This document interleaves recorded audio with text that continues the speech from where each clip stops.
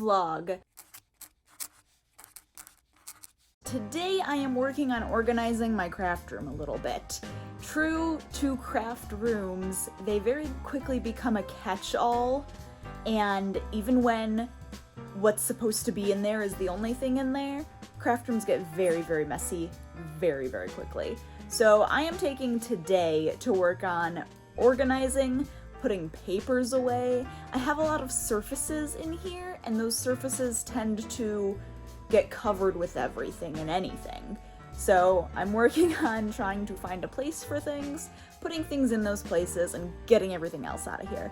So that is my goal. Like right now, this whole buffet top, this is currently a Disney quilt I am working on, but it should not be right there, because right there means I can't use my Cricut for anything. So I'm working on cleaning off this table so I can put all the Disney quilt stuff on that table, but in order to clean that table off, I have to clean off the pile of stuff that was on that table. So it's been a lot of moving things from one spot to another. And I have been filming ever since we started doing anything in this craft room when we first bought the house. I've been filming, like, organizing my craft room video, and I'm kind of to the point now where I'm pretty sure I, like, lost a couple clips here and there. So I'm gonna have to see, like, what I even have. But I'm to the point now where I don't know how much I'm really supposed to, like, how much more I can reasonably wait to film, because there's still so much I want to do, but like, this is gonna be a video that's like 2+ years in the making if I wait until it's completely done, type of thing. So also, craft rooms are never really fully done, right? Like, there's always more stuff to be done in them. That is what I am spending my afternoon working on. I also wanted to show you, with the Packers quilt that I am almost done with, I'm doing something on this quilt that I have not done on any of my other quilts, and that is like sewing the top of it. And what that means is like going through and like this was like my practice fabric, so I took this because it had a nice design I could trace, and I put a scrap piece of batting and then green backing behind it, so I had like what the thickness of the quilt would be like. And basically I'm just sewing around the design. So like on this one I went just around the very outside, and this one I sewed all of the lines and just like traced all of it. This one I traced all of it. This one I went just around the outside. But using my quilting foot that I think is actually, yeah, it's currently on my machine right now, so that's what a quilting foot looks like.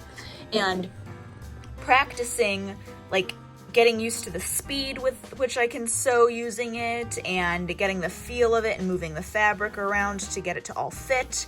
And so I practiced on this, and I did almost all, I think, yeah, this is the only elephant that I didn't sew the top of, just to practice. But then this is like kind of what the back looks like. So this right here, I was figuring out the thread tension, and at one point I had it way too loose, so you can just see like a mass amount of excess thread, and then like adjusting it. But you can see how like the elephant outlines and patterns and stuff in the back. It's super cute. So I was practicing with that. I have started on the quilt already. You can kind of see a little bit right there, and you'll see it in more detail in my video that I'm making of this. But I'm very excited about it, because getting better at that means I'm gonna be able to do it for more quilts. And I was working on it yesterday, and I had forgotten how much of an arm workout quilting like that is. My forearms hurt so much, and I had only gotten like 6 squares done on the quilts, and now like I'm not sewing the top of every single square. I'm only doing the really big ones, just so that the batting has that little extra security in the middle of the quilt, so if you like wash it after so long, it doesn't start loosening up the batting and it doesn't start like bunching in places. So that's the purpose of doing the top quilt thing like I'm doing. Like, I had forgotten how much forearm strength it takes to move the quilt around in the right speed that you need and have that control, and threw me for a loop. But I wanted to show you this because I thought that this was really, really cute, practicing on it, and then just I thought the back was really fun with the little elephant shapes all over, and it feels so cool. I love how it feels. It's like textured now instead of just being completely smooth. It's got like a texture and I love it. All right, I thought I'd give a quick update on how Lambeau's doing again. So the last video I think that went up was telling that like Lambeau had an allergic reaction to something. We had taken him to the vet and it was getting better, and then it got worse, and then from that point it sounded like it was getting better and we were good to go. It got worse again after that. So I was keeping him on the Benadryl like the vet had recommended, and his 2 full days of Benadryl ended and he was fine like that day after with no more Benadryl. And then about halfway through the day, I noticed him, like, his ears were twitching a lot, and he was, like, shaking his head, and so I felt, and his ears were slightly swollen. And I was like, what on earth? Like, this is new. So I checked his eyes, I checked his muzzle, nothing else was swollen, and, like, he was itchy again, so I was, like, looking everywhere where he was itching to see if there was any redness or irritation or hives or anything, and there was not anything. So the only symptom he had was that his ears were swelling, and I was like, what is going on? So I called our emergency vet because the vet I had taken him to prior was closed because I think this was Labor Day, so it was a Monday, so they were closed, and they have like an emergency vet that they refer people to if like they're not open. So I called the emergency vet and asked what they recommended I do, and they were like, well, keep an eye on it. If it doesn't get any worse, try to wait until tomorrow so you can get into your vet, they said, because they're like, right now, they're like, obviously, if it gets worse, bring him in. They're like, but we're just letting you know right now, for something like that, it's currently like a 6-hour wait.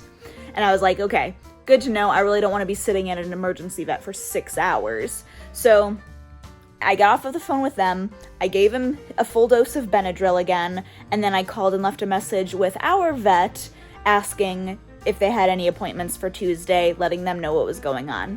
So then, like 2 hours after that, I go to check to see how he's doing, and his ears are more swollen. Like, initially when I called, it was only like the top part, you could feel it, it felt raised a little bit, and it wasn't terrible.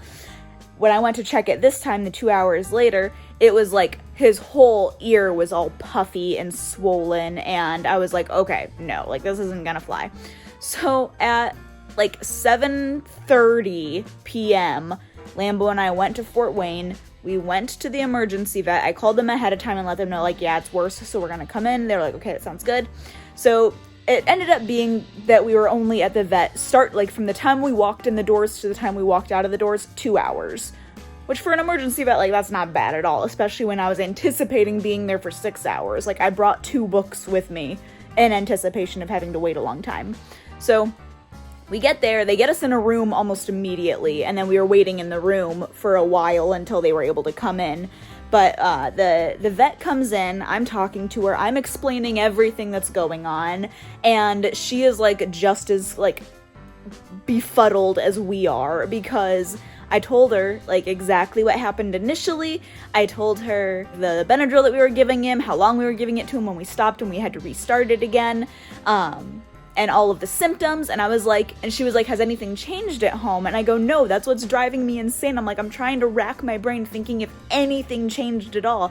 And I'm like, we have not given him new food. We have not had any new animals in the house. Like, all of the things that we do on a weekly basis, we have been doing for a long time. And, like, we have not introduced any new cleaning products. He has not gotten any new treats.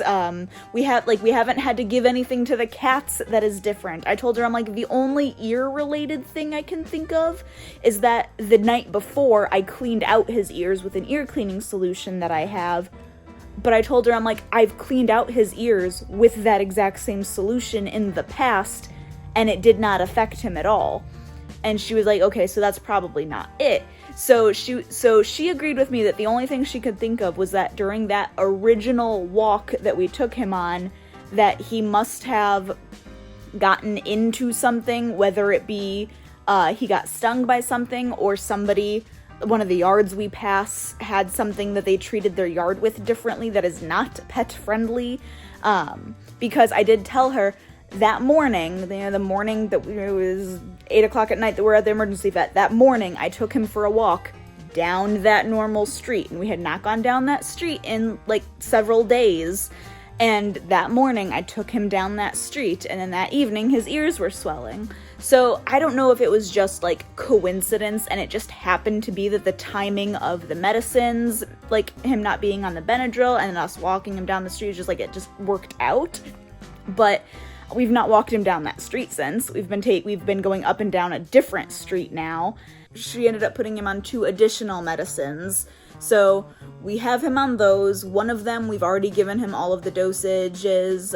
She recommended keeping up with the Benadryl. We've done that for 3 more days, and that is done now. And now he just has 1 more medicine that we are continuing him on. He gets it once a day for like several more days.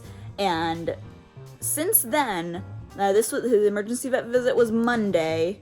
Tuesday, his ears throughout the day went back to normal. Today is Saturday, and he seems like he is doing totally fine. Like, I'm crossing my fingers and I'm praying that he is totally fine, and this did finally, like, kick whatever the heck was happening. So, like I said, we still have about another week of the other medicine she gave us that we were supposed to give him once a day, that we are continuing to give him. He seems like he is in much better spirits. I have been checking his ears, and I've been checking his eyes and his face and like all over him, and he seems like he is fine. But oh my goodness, it has been so stressful. I was so stressed out having to take him to the emergency vet because I didn't know what was going on and I didn't know how to help. But he is currently hanging out over there. He's out of breath because we just came in a couple minutes ago from running around and throwing a tennis ball outside. But I shaved him down yesterday because, one, his hair was just getting really long and I was not keeping up with brushing it.